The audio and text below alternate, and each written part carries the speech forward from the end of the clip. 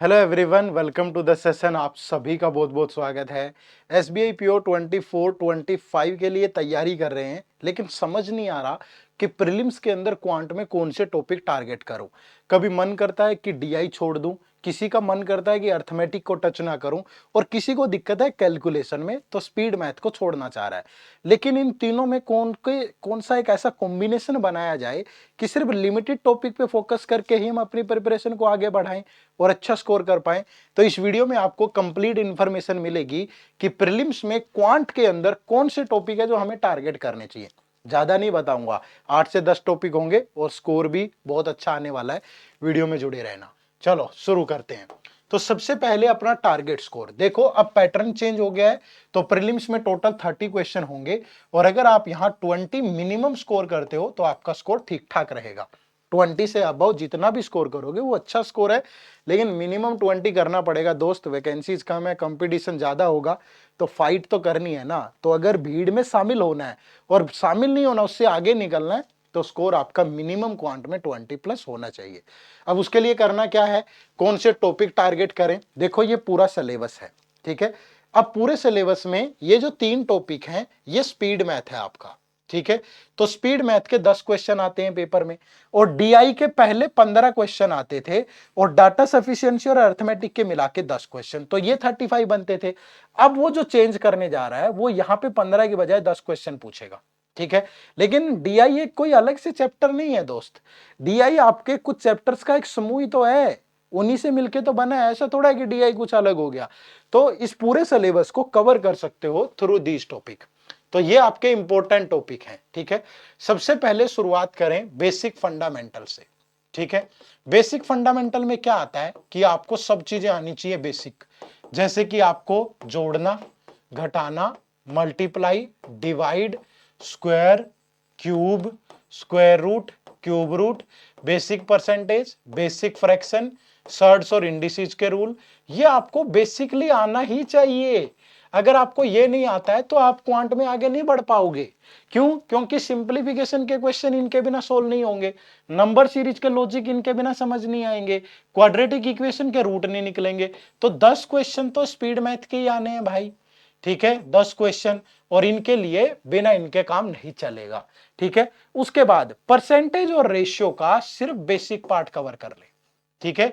Basic part में क्या होगा? बेसिक पार्ट में होगा जैसे मुझे 78% ऑफ 1650 कैलकुलेट करना है, ठीक है। इसका मतलब यह है कि ये 80% -2% है, तो जल्दी जल्दी कैलकुलेट करें आप, समझ रहे हो ना। तो थोड़ा थोड़ा ये वाला पार्ट, इससे क्या होगा, अगर आपको ये ऊपर वाले सारे टॉपिक अच्छे हो गए तो आप डीआई बना लोगे 10 से 15 सवाल जो भी पूछेगा, ठीक है भाई।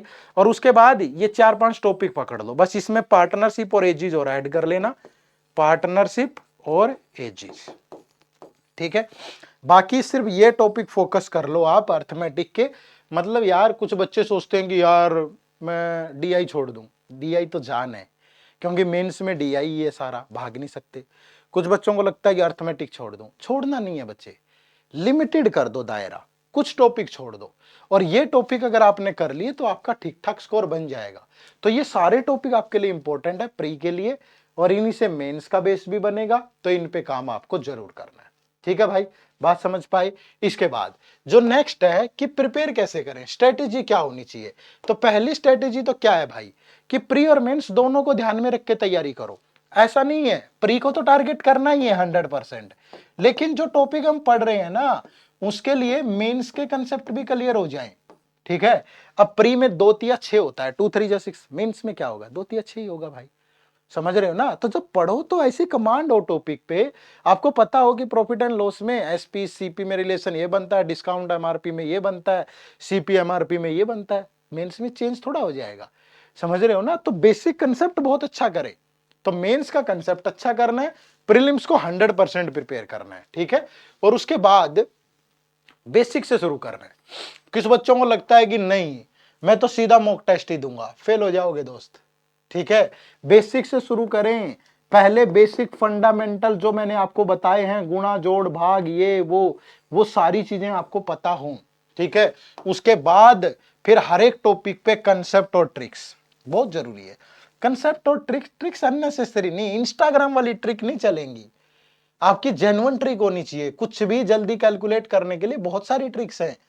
आपको किसी में रिलेशन बनाना है, आपको परसेंटेज जल्दी कैलकुलेट करना है, आपको मल्टीप्लाई जल्दी करना है। अब ये ट्रिक शानदार है कि 98 का स्क्वायर करना है तो 98 की 98 से मल्टीप्लाई कर दो कि ये 100 से 2 लेस है, ये 2 लेस है, तो 2 2 जा 4 और 0 और दिस माइनस दिस। तो ये ट्रिक शानदार है, लेकिन अगर इसको किसी और तरीके से कुछ और जोड़ दें मुश्किल हो जाएगा। ठीक है, ये ट्रिक अच्छी है क्योंकि स्क्वायर भी हो गया, मल्टीप्लाई भी होगी 100 के आसपास के नंबर्स की, लेकिन इनकी भी लिमिट है, उनको ध्यान में रख के करें।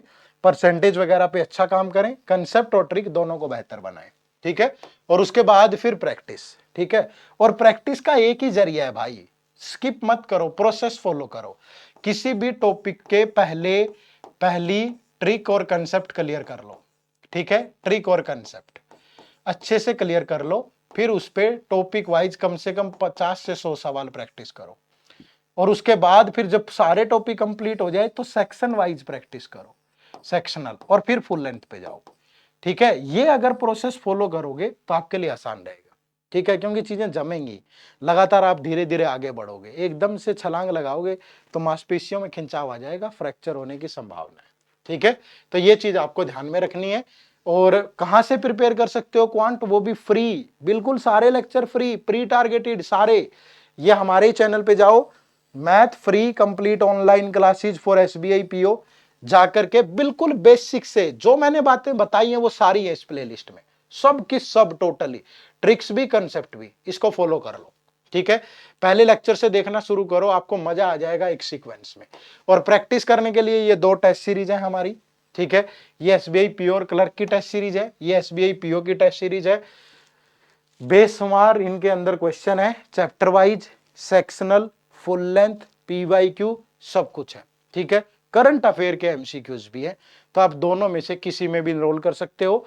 और जिसको पेड बैच ही लेना है हमारा, तो वो लाइव क्रैश कोर्स में इनरोल करें। इसकी क्लासेज भी 6 जनवरी से स्टार्ट हो रही है। ठीक है, कब से शुरू हो रही है, 6 जनवरी से, तो इसमें भी इनरोल करें। इसमें ये टेस्ट सीरीज तो रहेगी ही रहेगी पीओ वाली, साथ में लाइव क्लासेज भी ऐड हो जाएंगी, प्री और मेंस की। रिकॉर्डेड भी अवेलेबल रहेगी, अगर लाइव नहीं देख पाते हो तो ये कंप्लीट पैकेज है। कुछ नहीं करना, या तो इसी वीडियो के डिस्क्रिप्शन में जाके इनरोल कर लो, या सिंपली गूगल पे जाओ, टाइप करो edutap.in, यहां पे आप देखोगे तो दिखेंगे कोर्सेज, कोर्सेज पे जाओगे एसबीआई पीओ कोर्सेज। ठीक है, और जाकर के आप सिंपली किसी भी कोर्स में इनरोल कर सकते हो। ये देखो, ये हमारे कोर्सेज होंगे, एसबीआई प्योर क्लर्क की टेस्ट सीरीज है, एसबीआई पीओ का क्रैश कोर्स है, और उसके बाद एसबीआई पीओ की टेस्ट सीरीज है। ठीक है, तो किसी में भी आप इनरोल कर सकते हो, जो भी आपको अपनी सुविधा के अनुसार चाहिए उसी में जरूर इनरोल करें। ठीक है, इतनी ही बात करनी थी, यही बताना था, छोटी वीडियोज, लिमिटेड टाइम में काम की बातें करें और खत्म। ठीक है, चैनल पे नए हो तो सब्सक्राइब कर लो, किसी भी कोर्स के लिए वेबसाइट जरूर विजिट करो, टेलीग्राम पे इन सारे लेक्चर्स की पीडीएफ मिलती है, उसका लिंक भी वीडियो के डिस्क्रिप्शन में है। इसके अलावा फ्री लाइव क्लास भी चलती है क्वांट की, सुबह 9:30 बजे, 9:30 से 10:30 डेली, उनको भी अटेंड करो।